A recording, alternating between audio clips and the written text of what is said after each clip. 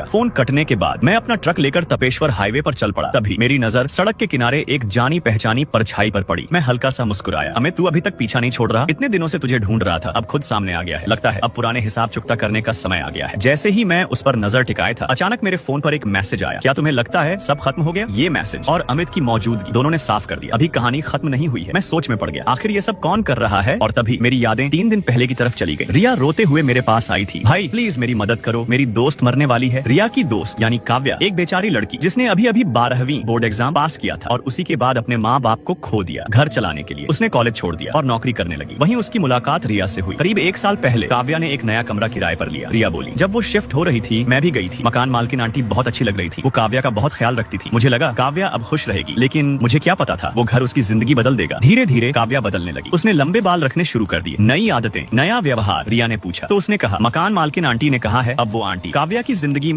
हद से ज्यादा दखल देने लगी थी। कपड़े, बाल, दोस्त, यहाँ तक कि हम कहाँ जा रहे हैं सब पर नजर। रिया बोली, मुझे तभी शक हो गया था, लेकिन काव्या को वो सब अच्छा लग रहा था क्योंकि वो अपने माँ बाप को बहुत मिस करती थी। इसलिए मैंने कुछ नहीं कहा। लेकिन 3 महीने पहले सब कुछ बदल गया। काव्या की मानसिक हालत खराब होने लगी। वो कहती उसे सपने आते हैं, वो पहाड़ी सड़क पर गाड़ी चला रही है और किसी को कुचल देती है। दवाइयां भी काम नहीं आई। फिर उसे भ्रम होने लगे। वो खाली जगह की तरफ इशारा करके कहती वो लोग आ गए। और फिर 5 दिन पहले रिया बोली, मैं काव्या के घर गई थी। अचानक मैं बेहोश हो गई। जब होश आया तो मैं डर गई। मुझे नहीं पता मैंने क्या किया, लेकिन काव्या का चेहरा लाल पड़ चुका था, जैसे कोई उसका गला दबा रहा हो। मैं डर गई और मैं भाग गई। मैं उसे अकेला छोड़कर भाग गई। मैं बहुत डरपोक हूँ। मैंने उसकी बात सुनी और सोचा, एक 20 साल की लड़की के लिए ये सब सहना ही बहुत बड़ी बात है। रिया आगे बोली, लेकिन मुझे नहीं पता था। मेरे जाने के कुछ ही देर बाद काव्या ने अपनी कलाई काट ली। अच्छा हुआ पड़ोसियों ने आवाज सुन ली और समय पर उसे अस्पताल पहुंचा दिया। उसकी जान तो बच गई, लेकिन वो अब तक कोमा में है। मैं उसके लिए अस्पताल का सामान लेने उसके घर गई। मेरा दिमाग डर और टेंशन से भरा हुआ था और तभी गलती से मैंने उसके कमरे का एक शीशा तोड़ दिया। लेकिन उसी टूटे हुए कांच के अंदर मुझे कुछ अजीब चीजें मिली। मैंने पूछा, क्या मिला? रिया बोली, एक फोटो। उस फोटो में जो लड़की थी मैं उसे नहीं पहचानती थी। मैंने इंटरनेट पर बहुत खोजा, तब पता चला उसका नाम नेहा था। 3 साल पहले एक पहाड़ी सड़क के एक्सीडेंट में वो कोमा में चली गई थी और उसकी माँ ही काव्या की मकान मालकिन